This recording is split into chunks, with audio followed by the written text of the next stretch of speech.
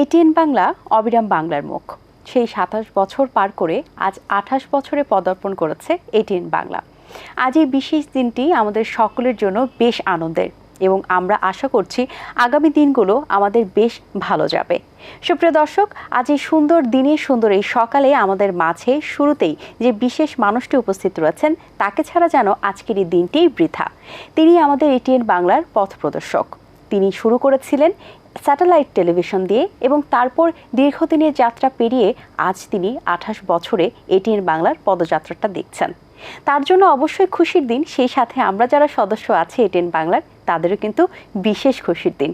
সুপ্রিয় দর্শক, আজ আমাদের মাঝে উপস্থিত রয়েছেন এটিএন বাংলা ও এটিএন নিউজের chairman doctor Mahfuzur Rahman sir. শুভ সকাল স্যার, এবং সেই সাথে আপনাকে অনেক অনেক অভিনন্দন, কারণ এটিএন বাংলার পথ চলা ২৭ বছর পার করে ২৮ বছরে পদার্পণ। আপনার অনুভূতি কি এবং আজকের এই বিশেষ দিনে পুরো দিনের প্ল্যানিং কি? আমি সর্বপ্রথম আমার দেশি বিদেশি অগণিত দর্শককে জানাই আমার পক্ষ থেকে, আমার এটিএন বাংলার পক্ষ থেকে শুভেচ্ছা। আমরা ২৭ বছর পেরিয়ে আজকে ২৮ বছরে পা দিলাম। যদি অনুভূতির কথা বলি তো নিশ্চয়ই এটা একটা ভালো, মানে এখন যেটা আমি ফিল করতেছি অনুভূতি, যে একটা চ্যানেল এতদিন ২৭ বছর মানে চালানো, মানে কাজটা এত সহজ না। তা যাই হোক, আমরা আল্লাহর রহমতে আমরা সাকসেসফুলি এই ২৭টা বছর পেরিয়ে আসছি। তো আজকের এই আমাদের ২৮ বছর পদার্পণ আজকের থেকেই শুরু, মানে আজকের সকাল থেকেই শুরু হলো। আমরা ২৮ বছরে পা দিলাম। তো এতে আমার অনুভূতি তো মানে নিশ্চয়ই ভালো অনুভূতি হচ্ছে আমার, কারণ এই দীর্ঘ পথ চলা একটা বিরাট ব্যাপার। তো যাই হোক, আমরা আমাদের দর্শক এবং অন্যান্য যারা আছেন কেবল ওটার বিজ্ঞাপনদাতা, সবার সহযোগিতায়, সবার সহযোগিতা ছিল বলেই আজকে আমরা এই ২৭টা বছর পার করতে পারলাম। যদি কেউ বলে যে কৃতিত্ব আমাদের একার, শুধু এটিএন বাংলার একার, তা না। এটিএন বাংলার অবশ্যই, এটিএন বাংলা এই পর্যায়ে নিয়ে আসতে এটিএন বাংলা যাতে কলাকুশলী যারা প্রোগ্রাম সেট করেন সবাই, মানে সবারই এখানে কন্ট্রিবিউশন আছে। তো সবচেয়ে বড় কন্ট্রিবিউশন আমি বলবো যে যাদের কথা আমি সবসময় বলি তারা হলো কেবল অপারেটর এবং আমাদের বিজ্ঞাপনদাতা। তাদের সহযোগিতায় আজকে এত দূরে আসলাম। এবং আমাদের দর্শক তো সবসময় আমাদের সঙ্গে আছেন। দর্শক যদি আমাদের সঙ্গে না থাকতো তাহলে হয়তো আজকে এই ২৭ বছরেও এতদিন পরেও আমরা হয়তো পপুলার থাকতে পারতাম না। তা আমরা সবচেয়ে গর্ব সহকারে বলতে পারি যে আমরা শুরুতে যেরকম পপুলার ছিলাম এখন পর্যন্ত সেই পপুলারিটি আমরা বজায় রাখতে পারছি বলে আমার দৃঢ় বিশ্বাস। জি অবশ্যই স্যার। স্যার, প্রথম যখন ১ বছর হয়েছিল, তারপর সেই ২৮ বছর দীর্ঘদিনের পথ চলা, প্রথম যে বছরটি আপনারা সেলিব্রেশন করেছিলেন তারপরে এখন ২৮ বছরের সেলিব্রেশনটার মধ্যে ডিফারেন্সটা আসলে কি? যখন প্রথম বছর সেলিব্রেশন করলাম তখন কিন্তু খুব একটা আনন্দে করছি বলে মনে হয় না, কারণ সেই সময় নানা রকম সমস্যায় জর্জরিত ছিল।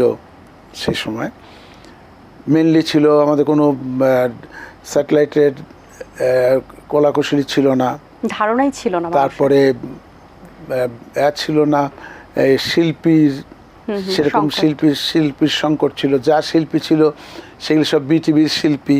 আর বিটিভির অনেক সময় আছে যে বিটিভির শিল্পীরা অন্য কোনো চ্যানেলে কাজ করতে পারবে না বা করে না, এরকম ছিল তখন। শর্ত থাকতো বিটিভির যে অন্য কোনো চ্যানেলে যাওয়া যাবে না। আচ্ছা। তো এই সব কিছু মিলায় তখন মানে আজকে যেরকম সহজভাবে আমরা করে যাচ্ছি, আজকের এই বার্ষিকী উদযাপন করতে যে মানে ভালো লাগতেছে, সেই সময় ছিল না। তারপরে হচ্ছে কি যে পেটে ক্ষুধা থাকলে, অভাব থাকলে, পেটে সারাদিন যদি পেটে ভাত না থাকে, কথা বলেও তখন শান্তি লাগে না, কথা বলতে ইচ্ছা করে না, কিছু করতে ইচ্ছা করে না।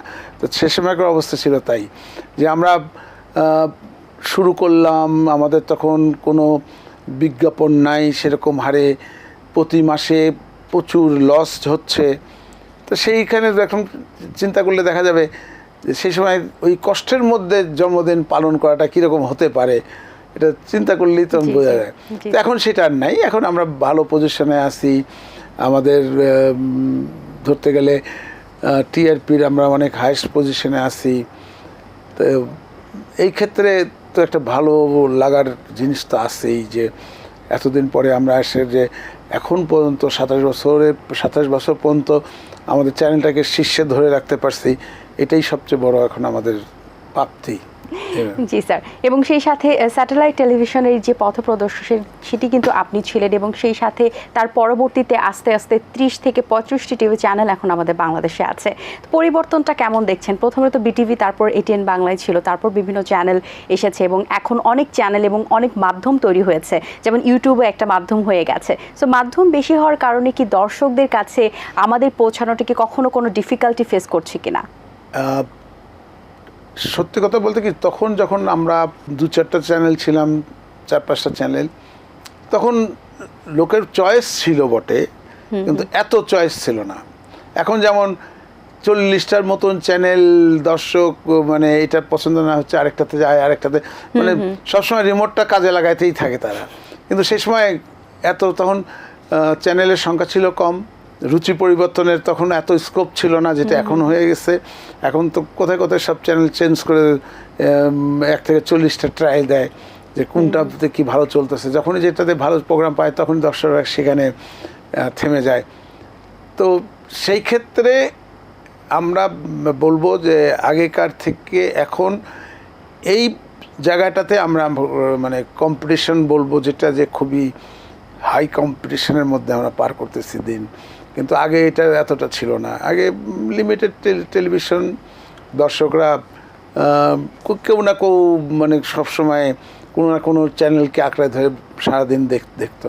কিন্তু এখন সেটা নাই। এখন সেই জন্য যে আগের থেকে এখন যত জিনিসগুলো সহজ হয়ে যাচ্ছে, তত আমি বলবো যে আমাদের জন্য, চ্যানেল আলাদার জন্য এই জিনিসগুলো খুব জটিল হয়ে যাচ্ছে। এখন আমাদের যদি আমাদের কন্টেন্ট টিভিতে না দেখে, তারা ইউটিউবে যাচ্ছে, ফেসবুকে যাচ্ছে, নানা সোশ্যাল মিডিয়াতে যাচ্ছে। তো এটা এখন আমাদের জন্য খুব একটা মানে থ্রেড বলবো, যে আগামীতে আমাদের চ্যানেলগুলির অবস্থা কী হবে এটা খুবই বলা মুশকিল। কারণ যে হারে মানুষ সোশ্যাল মিডিয়ার দিকে ঝুঁকে পড়তেছে, প্রোগ্রাম এখন আমাদের মূল চ্যানেলে না দেখে আমাদেরই প্রোগ্রাম হয়তো ইউটিউবে দেখতেছে, দেখতেছে। এটার পিছনে নানা রকম কারণও আছে। যেমন এখন মানুষের সময়ের স্বল্পতা, মানুষ বিজি হয়ে গেছে, দিন দিন সব কিছু কঠিন হয়ে যাচ্ছে। মানুষ আগে অগাধ সময় পেত, এখন মানুষের কাছে সময় বলতে কিছু নেই। হয়তো দেখা যাচ্ছে যে কোনো লোক এমনও হয় 24 ঘন্টার মধ্যে 3টা-4টা চাকরি করে, এমনও দেখা যায়। সকালবেলা থেকে শুরু করে দুপুরে হয়তো একটা চাকরি ছাড়লো, তো বিকালে আরেকটা, সন্ধ্যা একটা, রাত, এইরকম দেখা যায় যে এখন একটা লোক 3-4টা চাকরি করে। কারণ এখন বাঁচার তাগিদ এমন অবস্থা হয়েছে, দেশ মানে সব কিছুই কস্টলি হয়ে গেছে, দামি হয়ে গেছে, যে কারণে লোক আর সেই বসে থাকার মতন সময় লোকের নাই। আগে দেখা যেত ঘন্টাকে ঘন্টায় 4 দোকানে বসে সব লোকজন আড্ডা মারতো। এখন সেই 4 দোকানে বসে ঘন্টা আড্ডা মারার সময় এখন লোকের নেই।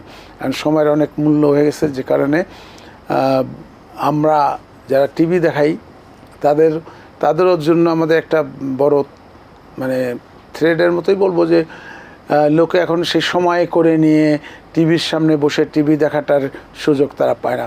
এখন যেটা হয়েছে যে হয়তো অফিসে কাজ করতেছে, অফিসে কাজের মধ্যে আধা ঘন্টার একটা ব্রেক আছে, বা আধা ঘন্টার একটা ব্যাপ আছে, বা কিছুক্ষণের জন্য একটু তার টাইম আছে, ওই ফাঁকে তার মোবাইলে বা নিজস্ব ল্যাপটপ থাকলে ভিডিও তারা দেখে নিচ্ছে। তো এই সুযোগ চলে আসছে এখন।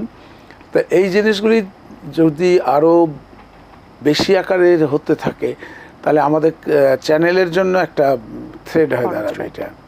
জি, এবং স্যার আরেকটি বিষয়, যেটি ক্রিয়েটিভিটি কিন্তু সবসময় একটা ভালো জায়গা তৈরি করেছে, এবং সেই ক্রিয়েটিভিটির কারণেই কিন্তু আমরা নতুন একটি সিরিয়াল শুরু করেছি, যেটা তুর্কিশ সিরিয়াল রেহানা।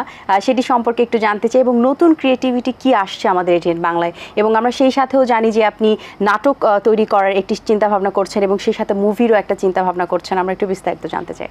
এই যে রেহানা যেটা দেখাচ্ছি, এটাতে যে ক্রিয়েটিভিটি বলতে আমাদের কোনো ক্রিয়েটিভিটি নেই। আমরা তো জাস্ট দেখাচ্ছি, জি, একটা ভালো জিনিস পাইলাম সেটা আমাদের চ্যানেলে দেখালাম, দেখাচ্ছি যে আমাদের দর্শক বাড়াবার জন্য একটা ভালো জিনিস দেখাতে পারলে দর্শক বাড়বে। কিন্তু আমি বলবো যে এই রেহানার মতন একটা সিরিজ যদি আমরা তৈরি করে দেখাতে পারতাম তাহলেই বলতাম যে আমাদের ক্রিয়েটিভিটি যেটা ওইটা আসতো, কিন্তু সেখানে তো আর আমরা এখানে কিচ্ছু আমাদের হাত নেই। একটা সুন্দর একটা জিনিস আমরা পাইলাম, দেখাই দিলাম। কিন্তু এই জাতীয় একটা নাটক তৈরি করে যদি দেখাতে পারতাম এতে আমার মনে হয় আমাদের আরও বেশি ভালো বেশি হতো, কারণ আমরা নিজস্ব জিনিস নিজের জিনিস তৈরি করে দেখা। তো এই জন্যই আমি এবার ঠিক করছি যে আমরা নতুন জিনিসগুলি করবো এইভাবে যে এটা একটা চ্যালেঞ্জ স্বরূপ আমি নিতে চাচ্ছি যে নতুন মুখ নিয়ে, নতুন ছেলে মেয়ে, নতুন একদম ব্র্যান্ড নিউ ছেলে মেয়ে নিয়ে আমরা কিছু সিরিয়াল, কিছু নাটক আমরা করতে চাচ্ছি, কিছু সিনেমাও করব, যে সিনেমাগুলির ওই রকম কথাকথিত ফেমাস নায়কদেরকে নিব না, আমরা নতুন নতুন নিব, নিয়ে আমি একটা ট্রায়াল বেস করতে চাচ্ছি যে দেখি এদেরকে নিয়ে, নতুনদেরকে নিয়ে কতটুকু আগানো যায় বা আমরা কতটুকু পপুলার হতে পারি বা আমাদের কন্টেন্টটা কতটুকু পপুলারিটি পাবে, এটা আমি পরীক্ষামূলকভাবে দেখতে চাচ্ছি। কারণ একটা সবচেয়ে দুঃখের বিষয় কি, যে যেসব শিল্পীকে আমরা তৈরি করছি এ যাবৎ, এই 27 বছর যাবৎ অনেক শিল্পী আমরা তৈরি করছি, অনেক শিল্পী তৈরি করছি, অনেক ডাইরেক্টর তৈরি করছি, অনেক রাইটার তৈরি করছি, বিভিন্ন গানের শিল্পী তৈরি করছি। দুঃখের বিষয় যে এখন এত বেশি চাহিদা হয়ে গেছে তাদের, কারণ এতগুলি চ্যানেল, 40টা চ্যানেল প্লাস সোশ্যাল মিডিয়া, সবখানে এই মুসলিমে কতগুলি শিল্পী নিয়ে টানাটানি শুরু হয়ে গেছে। যে কারণে আমরা সবচেয়ে বড় যেটা এখন ফেস করতেছি যে এই শিল্পী সংকটটা আমাদের খুব প্রকটভাবে দেখা দিচ্ছে। কারণ দিন দিন আমাদের অ্যাড কমে যাচ্ছে। আমার খেয়াল আছে যখন আমরা প্রথম চ্যানেল শুরু করলাম, তখন একটা সিরিয়াল থেকে প্রায় এরকমও হতো, আমরা সিরিয়াল থেকে 5 লক্ষ টাকাও পেতাম সেই সময়। এখন সেইটাই আস্তে আস্তে এখন কেউই 70-80 হাজার টাকার উপরে দিতে চায় না, এবং খুব কষ্ট করে আমাদেরকে এই টাকাগুলি উঠাইতে হয়। কারণ আগের ন্যায় আগে আমরা ডিকটেট করতাম, বলতাম ভাই এখানে আমার রেট 35,000 টাকা বা 40,000 টাকা, আপনি দিলে দেন, না দিলে না দেন ভাই, আমার ফুল আছে, এইটা আগে করতে পারতাম। কিন্তু এখন যেটা হয়েছে, এখন চ্যানেল সংখ্যা বেড়ে গেছে, তারপরে কম্পিটিশন অনেক হাই হয়ে গেছে, যে কারণে আর ওই জিনিসটা আমরা ডিকটেটরি আর করতে পারতেছি না। যে কারণে আমরা ওই এইসব নাটক তৈরি করার পর আমরা বেচতে পারতেছি না। যেমন একটা নাটক যদি আমি খুব ভালো, ওখানে একটা সিরিয়াল, আধা ঘন্টার একটা সিরিয়াল করতে গেলে আমার 1 লাখের উপরে খরচা করতে হয়, বা এটাও কম হয় বলবো। খুব গরিব হালে যদি করতে হয় তো ওইরকম 1 লাখ এরকম হয়। কিন্তু আমরা যখন এটাকে বেচতে যাচ্ছি তখন আর সেই দামে বেচতে পারতেছি না। তখন আমরা এইভাবে চলতে থাকলে আমরা কতদিন লসে রান করব।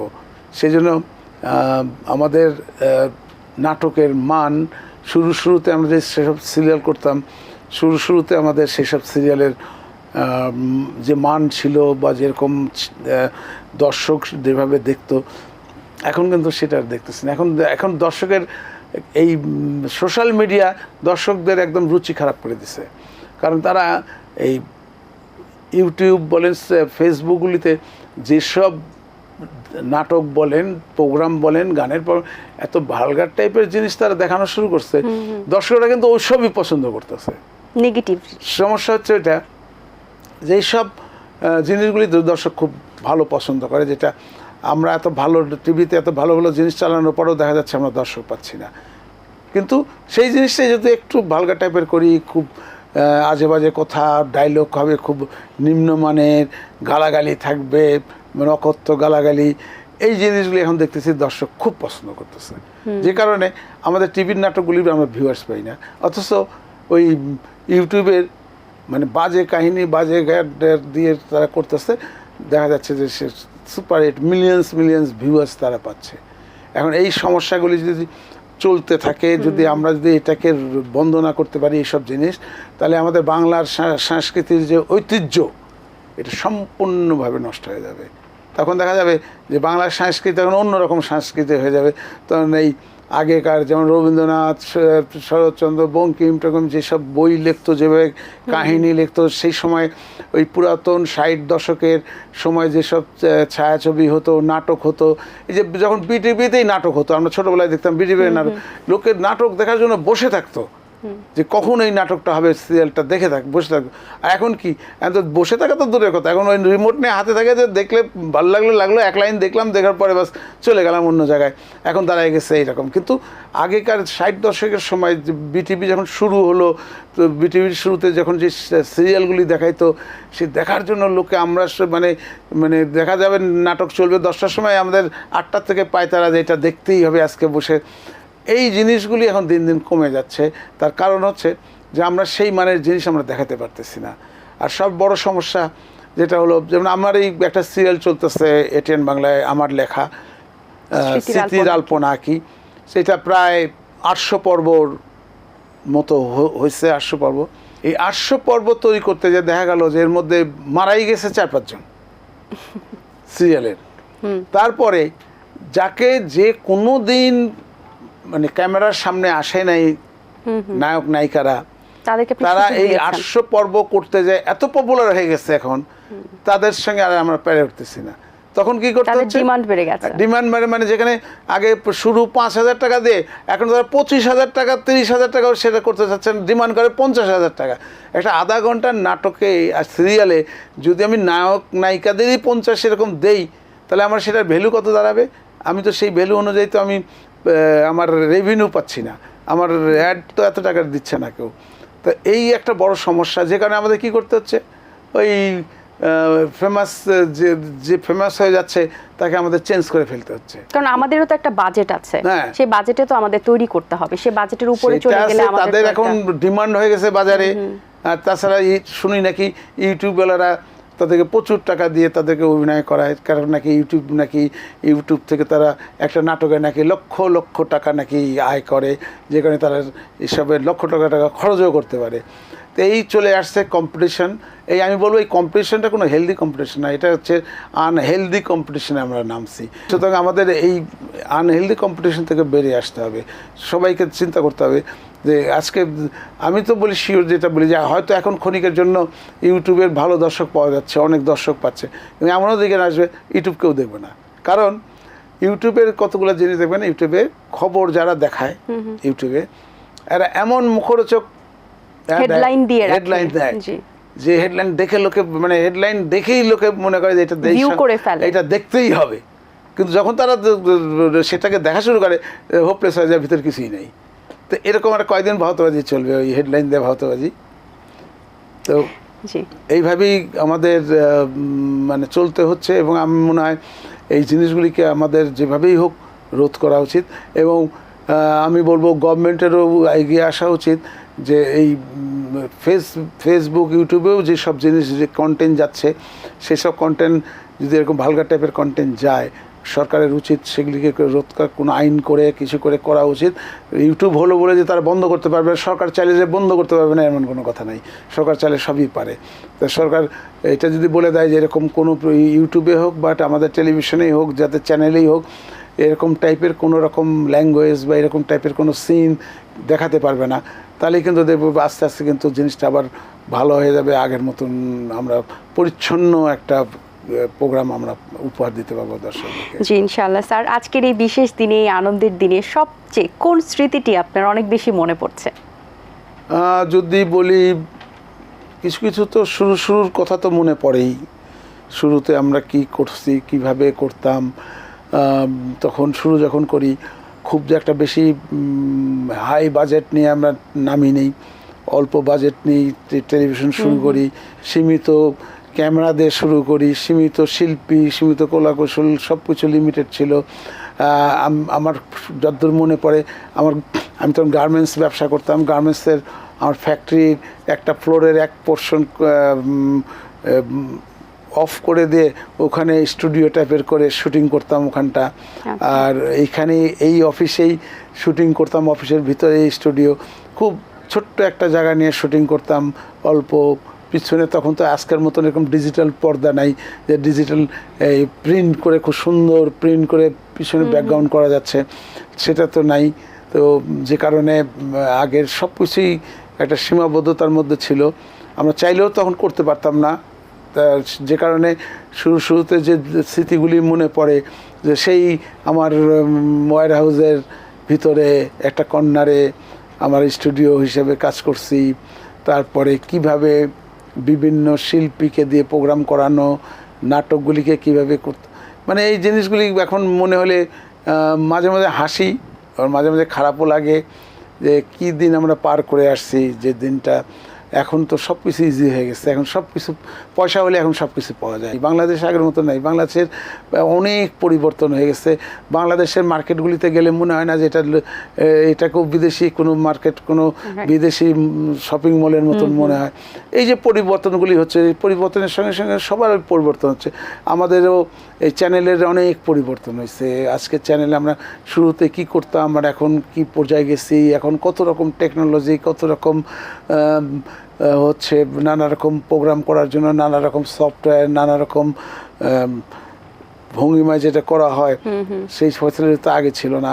এখন সবচেয়ে বড় ফ্যাসিলিটি হচ্ছে শুটিং করার জন্য গ্রিন পর্দার মধ্যে যে শুটিং করি আমরা, এই সিস্টেম তো আগে কোনোদিনই ছিল না। এখন গ্রিন পর্দায় সব কিছুই করা যায় এবং এমনভাবে করা যায় কারো বোঝার উপায় নেই যে এটা সত্যিকারের আউটডোর শুটিং না গিয়ার শুটিং। তাতে করে সময়ও বাঁচে এবং সেই সাথে সময় বাঁচে, সব কিছু বাঁচে, কষ্ট কমে যায়। তো এইরকম টেকনোলজি দিন দিন চেঞ্জ হয়ে যাচ্ছে। হয়তো আমরা হয়তো এতটা দেখতে পারবো না, কিন্তু আগামীতে আরও অনেক কিছু টেকনোলজি বাড়াবার পরে দেখা যাবে যে অনেক কিছুই পরিবর্তন হয়ে গেছে, অনেক কিছু সিস্টেম চেঞ্জ হয়ে যাবে। তো এইভাবে আমাদের আগেকার সেই স্মৃতি আর এখনকার স্মৃতির ভিতরে অনেক তফাৎ। আগেকার স্মৃতি বলবো ওই যেটা ওই যে দুঃখেরই স্মৃতি ছিল, খুব সুখের স্মৃতি তেমন ছিল না। কিন্তু আজকে আমাদের এই আনন্দের দিনে হয়তো বা দুঃখটাই আনন্দে পরিণত হয়ে গেছে। এখন আস্তে আস্তে সেটা হয়তো হয়েছে, কিন্তু সেই সময় এমন একদিন ছিল যে স্মৃতি বেদনাময় কথা একটা বলে না বাংলায়, সেই স্মৃতি বেদনাময়ের মতনই ছিল সেই দিনগুলি। যাই হোক, সব কিছু এত কষ্ট করে পেরিয়ে আজকে 27 বছর আমাদের পার করতে হয়েছে। 27 বছর পার করতে যেয়ে আমাদের অনেক ঘাত প্রতিঘাত উপেক্ষা করে আমাদের এগিয়ে যেতে হয়েছে। এখন যারা নতুন নতুন চ্যানেল করতেছে, গত 2-4 বছরে যারা চ্যানেল করছে, তাদের কোনো রকম প্রবলেমই পড়তে হচ্ছে না। তারা মানে এরকম হাত বাড়ালেই সব কিছু পেয়ে যাচ্ছে। কিন্তু আমাদের সময় সেটা ছিল না। আমাদের সময় শুরুতে তখন আমাদের অনেক কিছু কষ্ট করতে হতো। আমরা পয়সা দিয়ে হলেও সেই জিনিস পেতাম না যেটা এখন পাওয়া যাচ্ছে। এখন একটা প্রোগ্রাম তৈরি করা খুব ইজি হয়ে গেছে, খুব ইজিলি প্রোগ্রাম তৈরি করা যায়। কিন্তু তখন একটা প্রোগ্রাম তৈরি করতে গেলে তার প্ল্যানিং করো, লোক জোগাড় করো, নানা রকম সমস্যা। আর এখন কত ইজি হয়ে গেছে। যেমন একটা নাটক করলাম, নাটকের কিছু মিউজিক দরকার, ইউটিউব থেকে মিউজিক নিয়ে বসায় দেওয়া যায়। তো এইভাবে দিনের পরিবর্তন ঘটতেছে। সুতরাং আমরা মনে হয় যে আমাদের এখন যে পর্যায়ে আরও 10 বছর পরে কী হবে মানে বলা মুশকিল, কারণ টেকনোলজি এমন দিন দিন চেঞ্জ হয়ে যাচ্ছে, মানে এত র্যাপিড চেঞ্জ টেকনোলজির। এটা আগামী 10 বছরের আর কি হবে এটা এখন বলা মুশকিল, খুবই মুশকিল। হয়তো দেখা যাবে আমরা এখন যে ক্যামেরা দিয়ে শ্যুট করতেছি সেরকম ক্যামেরা নাও থাকতে পারে। এখন যেমন আসছে যে টেলিভিশন কিছু আসছে, স্ক্রিন ছাড়া টেলিভিশন, স্ক্রিন নাই কিন্তু টেলিভিশন দেখা যাচ্ছে। তো এরকম ক্যামেরাও এরকম হবে যে ক্যামেরা নাই কিন্তু ছবি উঠতেছে, এরকম কিছু হবে। জি স্যার, অবশ্যই এরকম আপডেট হতেই থাকবে।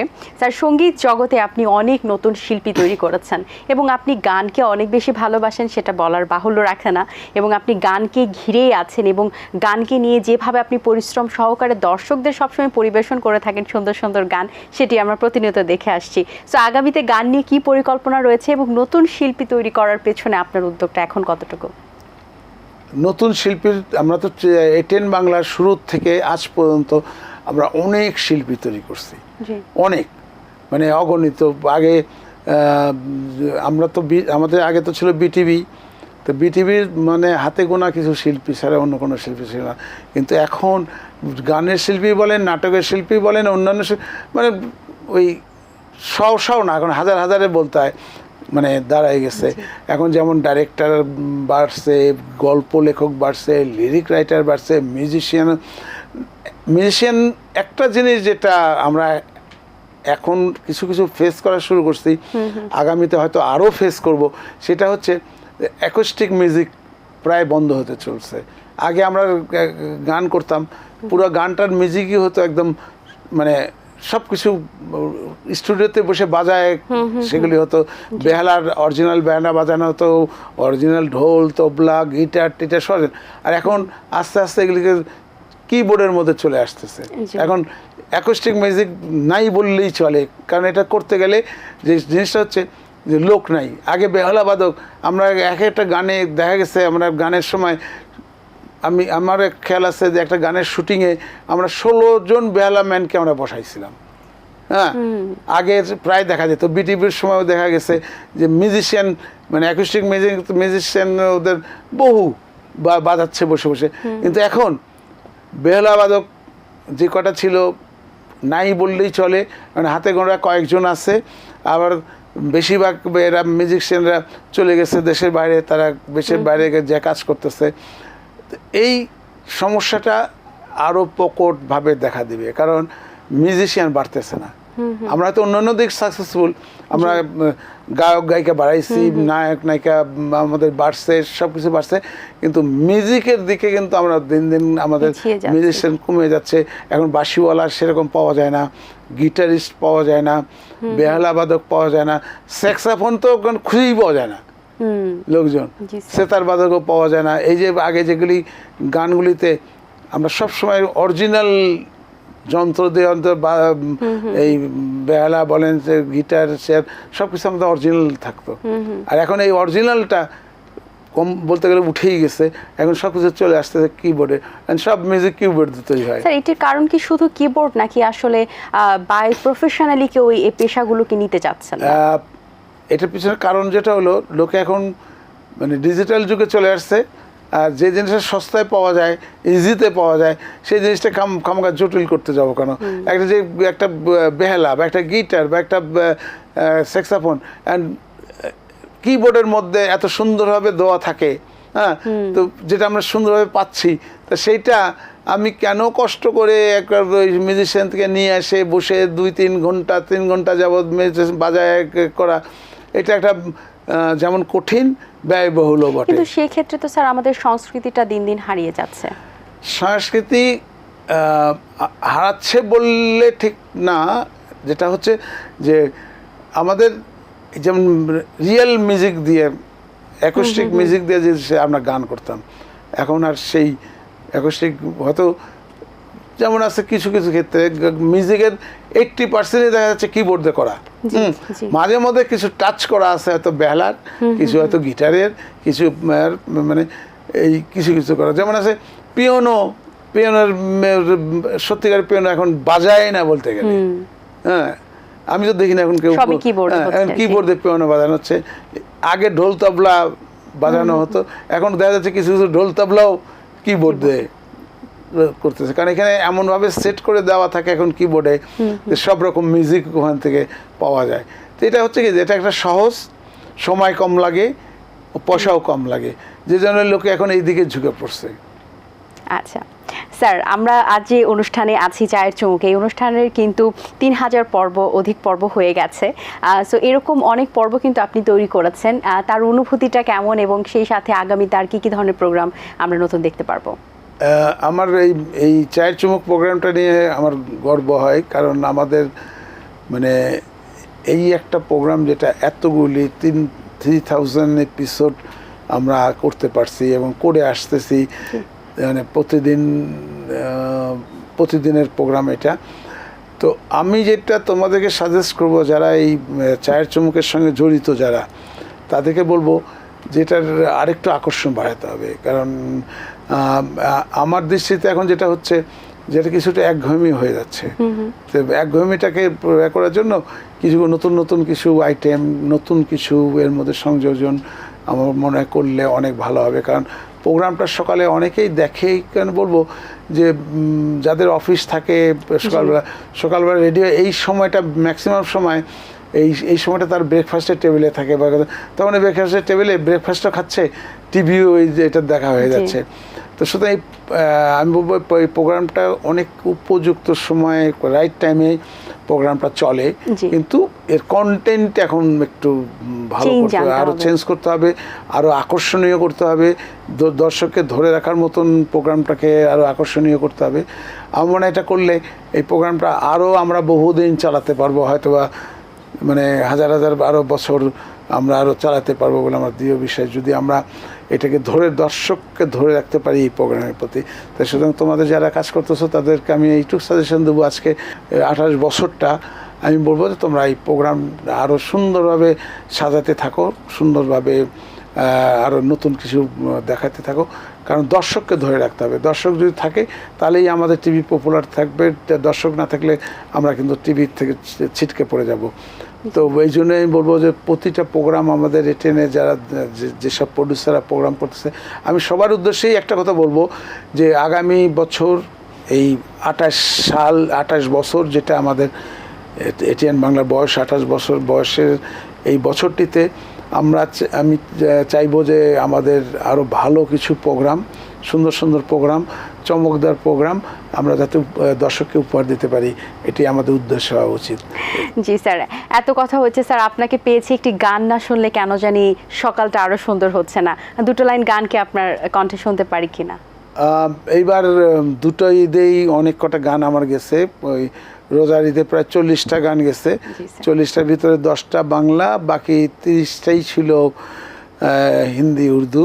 তো এইবার এই কুরবানির ঈদেও ঠিক সেই রকমই 10টা গান বাংলা, 20টা গান ছিল। তো বাংলার ভিতরে আমি বলবো একটা গান আমার খুব ভালো লাগছে, যেটা মেলোডি গান, এটা মান্নান মাহমুদের সুরে ছিল। এখন আমি যেটা বলবো যে বাংলাদেশে কিন্তু ইমতিয়াজ আহমদ বুলবুল, তারপরে আরও যারা ছিল মেলোডি মিউজিক যারা করতো, যেমন ইমতিয়াজ বুলবুল মেলোডি গান সে খুব ভালো করতো এবং তার গানগুলি খুব মেলোডি হতো। তা এরপরে ইমতিয়াজ বুলবুল মারা যাওয়ার পরে আমার দৃষ্টিতে এখন মান্নান মাহমুদের গানগুলি কিন্তু মেলোডি গানগুলি খুবই ভালো হয়, খুবই চমৎকার গান করে। তো সেই মেলোডি গানের ভিতরে এই কুরবানি ঈদের আমার 2-3টা গান গেছে মেলোডি খুব ভালো, তার মধ্যে একটি গান আমার খুব ভালো লাগছে, সেই গানের থেকে আমি একটু এক লাইন শোনাই। তুমি কি জানো না প্রিয়, তোমায় আমি কত ভালোবাসি, হাত বাড়ালে পাবে আমায়, যখন তোমার খুশি, যখন তোমার খুশি। বাহ, অসাধারণ, খুব সুন্দর কিছু কথা, বেশ দারুণ একটি গান। স্যার, এবার কি একটু হিন্দি গান শুনতে পারি দুটো লাইন? এবার তো হিন্দি অনেক কটা গাইছি, তো মুশকিল হয়েছে কি যে আমি তো গান যখন গাই, জি স্যার, তখন কোনো আগে থেকে কোনো প্র্যাকটিস করে, তাহলে স্যার রাফতা রাফতা গানটির দুটি লাইন শুনতে চাই, যে গানটি বেশ গানটা অনেক আগে হয়েছে, অনেক আগে, কিন্তু সবসময় আমাদের প্রিয়। না, যেমন এইবার গত ঈদে একটা গান আমি গাইছি যেটা আমার খুব ভালো লাগতো, সেটা जीना यहाँ मरना यहाँ इसके सिवा जाना कहाँ, जी चाहता है आवाज दूं, हम हैं वहाँ, जीना यहाँ मरना यहाँ इसके सिवा जाना कहाँ। এটা গানটা ছিল মুকেশের গান, এবং মুকেশের আরেকটা গানও খুব ভালো আমার পছন্দের, জানে কাহা গয়ে वो दिन कहते थे तेरी याद में नजरों को हम बिछाएंगे। বাহ, দারুণ। স্যার, আপনি জীবনে অসংখ্য অ্যাওয়ার্ড পেয়েছেন এবং এটিএন বাংলা অনেক অ্যাওয়ার্ড পেয়েছে, সব মিলিয়ে স্যার অর্জনের পাল্লাটা কতটুকু ভারী বা কতটুকু আপনার প্রাপ্তির জায়গাটা পরিপূর্ণ হয়েছে, এবং সেই সাথে অ্যামি অ্যাওয়ার্ড সম্পর্কে একটু জানতে চাই। এই 27 বছরে আমি বলবো যে আমি প্রচুর অ্যাওয়ার্ড পাইছি, প্রচুর। জি স্যার, মানে আমার দৃষ্টিতে যে এত অ্যাওয়ার্ড বাংলাদেশের কেউ পাইছে বলে আমার মনে হয় না, কারণ আমার এই অ্যাওয়ার্ডগুলি আমার রুমে আসলে মানে দেখাতে পারবো যে কত অ্যাওয়ার্ড আমি সারা জীবনে পাইছি। তার ভিতরে অনেক অ্যাওয়ার্ড, ফেমাস অ্যাওয়ার্ডও এর ভিতরে আছে। আমি প্যারিস থেকে অ্যাওয়ার্ড পাইছি, ইংল্যান্ড থেকে অ্যাওয়ার্ড পাইছি, পৃথিবীর অনেক দেশ থেকে ভালো ভালো অ্যাওয়ার্ড পাইছি। বিশেষ করে যেটা আমাদের পাওয়া সেটা হলো আমাদের এমি অ্যাওয়ার্ড, যেটা এশিয়ার মধ্যে প্রথম আমরা পাই। এই অ্যাওয়ার্ডটি পাইছিলাম আমাদের ছোট ছেলে মেয়েদের আমরা করব জয়ের কিছু ছেলেরা একটি ডকুমেন্টারি তৈরি করছিল। সেই ডকুমেন্টারিটা আমাদের চিলড্রেন ব্রডকাস্ট ডে বলে একটা ডে পালিত হতো 12ই ফেব্রুয়ারি। এটা অনেক বছর যাবত হয়েছে। এটা ইদানিং ইউনিসেফ করতো, কিন্তু ইউনিসেফ ইদানিং এটা প্রোগ্রামটাকে বন্ধ করে দিয়েছে। করোনার সময় থেকে এটা বন্ধ হয়ে গেছে, আর এখন পর্যন্ত চালু হয়নি। তো এই চিলড্রেন ব্রডকাস্ট ডেতে আমাদের প্রতি বছরই আমরা পার্টিসিপেট করতাম। তো প্রথমবারই আমরা এই প্রোগ্রামের জন্য এমি অ্যাওয়ার্ড পাইলাম। সেই এমি অ্যাওয়ার্ডটা মানে আমাদের এশিয়ার মধ্যে সর্বপ্রথম আমরা। তারপরে দুটো আরও অ্যাওয়ার্ড পাইছে এশিয়াতে আমাদের 2 বছর পরে। চায়নার 1 বছর চায়না একটা কোম্পানি পায়, আরেক বছর চায়নার আরেকটা টিভি পায়। এই চায়না এখন পর্যন্ত এশিয়ার আর অন্য কোনো দেশ এই এমি অ্যাওয়ার্ড আনতে পারে নাই। সেটা এটা আমাদের একটা সবচেয়ে বড় গর্বের পুরস্কার। কারণ এমি হচ্ছে ইন্টারন্যাশনাল অ্যাওয়ার্ড, যেটা অস্কার, নোবেল পুরস্কার, নোবেলের মতন এটাও একটা আন্তর্জাতিক। এটা অস্কার দেওয়া হয় সিনেমা, এমি দেওয়া হয় টিভিকে। তো এইটা সবচেয়ে বড় যেটা আরেকটি আমাদের প্রাপ্তি, যেটা পৃথিবীর অন্য কোনো চ্যানেল পায় নাই, শুধু এটিএন বাংলা পাইছে। সেটা হলো চিলড্রেন ব্রডকাস্ট ডে আমাদের প্রোগ্রাম, বাচ্চাদের প্রোগ্রামগুলি পার্টিসিপেট করতাম। আমরা পর 6 বারই নমিনেশন পাইছি। আচ্ছা, মানে এমির পরে 6 বার নমিনেশন পাইলাম, কিন্তু এমি পাইনি, কিন্তু নমিনেশন পাইছি। আচ্ছা, যখন আমরা 6 বার নমিনেশনের জন্য যখন আমরা নিউ ইয়র্কে গেলাম, তখন ইউনিসেফের চিফ আমাকে বললো যে তোমরা তো পরপর 6 বার নমিনেশন পেলা, ঠিক আছে, এইবার যদি তোমরা 7 বার যদি তোমরা নমিনেশন পাও, তোমাদের আমরা স্পেশাল একটা পুরস্কার দেবো, লাইফ টাইম অ্যাচিভমেন্ট পুরস্কার। আমরা ঠিকই 7 বারও আমরা নমিনেশন পাইলাম।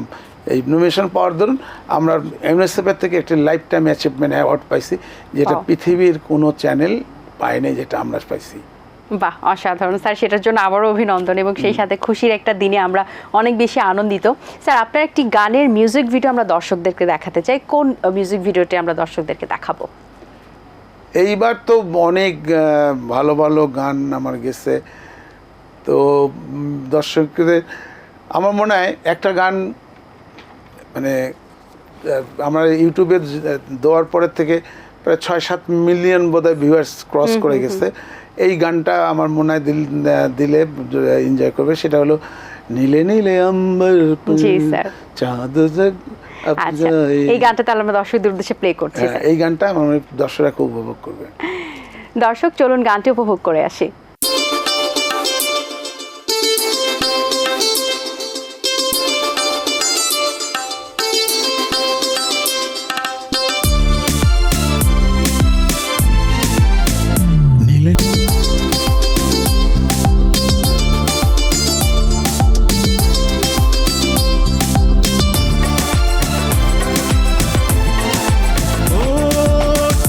ठंडे झोंके जब बालों को सहलाए, तपती तपती किरणें जब गालों को छू जाए।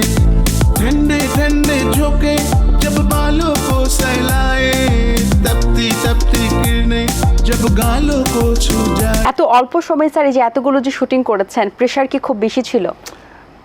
এইটা যদি বলো তাহলে আমি বলবো, এটা চিন্তা করলে আমি এখন নিজেই আশ্চর্য হই যে জাস্ট এক মাসে 30টা গান আমি গাইছি এবং 30টা গানের শুটিং করছি। সবচেয়ে মজার বিষয় 3.5 দিন 3 দিন এবং অর্ধেক দিনে আমি 30টা গানের শুটিং করছি। এটা আমার মনে হয় পৃথিবীর কোনো শিল্পী করতে পারছে বলে আমার জানা নেই। স্যার, এত এনার্জি কিভাবে আসে আপনার? মানে এত এনার্জি নিয়ে আপনি কাজ কিভাবে করেন? তা একটা জিনিস যেটা আমি বলবো যে কি করে করলাম। জি স্যার। তো আমি তো দেখি যে আমার ক্রুরা যারা এই আমার সঙ্গে যেসব ক্রু কাজ করছে, তারাই যখন অন্য শিল্পীর বেলায় কাজ করে, দেখা যায় এক গান করতে পুরো দিনই লাগাই দিল, বা আস্তে ধীরে করতেছে, আরামে সেট তৈরি করতেছে, ক্যামেরাম্যানরা ক্যামেরা সেট করতে হয়তো 2-1 ঘন্টা লাগাই দিচ্ছে, লাইটম্যান আরামে লাইট। আমি আমার শুটিং শুনলে জি স্যার। সবাই অ্যালার্ট, মানে কারো আর আমার কিছু করতে হয় না, গালিও দিতে হয় না। দেখা যায় আমি এসে সব রেডি পাচ্ছি, ঘাটাঘাট মানে পাচ্ছি, শুটিং আমার ধমাধম হয়ে যাচ্ছে। একটা গান শুটিং করার পরে আমি তাদেরকে বোধহয় 15 মিনিটের সময় দিই না, এই 15 মিনিটের মধ্যে তারা সেট তৈরি করে ফেলতে, চেঞ্জ করে ফেলতেছে, ফ্লোর চেঞ্জ করে ফেলতেছে, ক্যামেরাম্যানরা তাদের যা ব্যাটারি চেঞ্জ করার সবগুলি করে ফেলতেছে। মানে সবাই ভয়ে ততস্থ থাকে যে মানে কোনো একটা ফল্ট হলে তাদের যে গালাগালি করব, এই জন্য সবাই যে কারণে আমার শুটিংগুলি আমি আমার রেকর্ড যেটা এইবার 2 দিনে 8টা 16টা গান 2 দিনে করছি। জি স্যার, আমরা দেখেছি, আমরা কাজটি আপনি দেখেছি। এটা যে কত একটা মিরাকল আমি বলবো, যে এত কম সময়, তাও আমি কি শুটিং তো একদম আর্লি মর্নিং থেকে শুরু করছি তাও না, আমার শুটিং শুরু করতে করতে 1টা-1:30 থেকে শুটিং শুরু করছি, এদিকে রাত 9টা-10টা পর্যন্ত, এর মধ্যে 8টা গান। আবার এর মধ্যে অফিসের কাজও আপনি করেছেন, আমরা দেখেছি। আমার এই মানে এই সময় যেটা হয়েছে, আমার গানগুলির আগেই যারা সেট তৈরি করে, সেটের ডিজাইনার, ওরা আগের থেকেই তাদের জানা থাকে যে গানের কি সেট হতে হবে, কি আমি আগের থেকে বলে দেই শুটিংয়ের আগেই যে এই গানের জন্য আমি এরকম সেট চাই, তাদের বলা থাকে, তারা সেই সেটগুলিকে রেডি করে ফেলে, যে কারণে এত তাড়াতাড়ি করা সম্ভব। এবং এটা সত্যিই এটা মিরাকেল।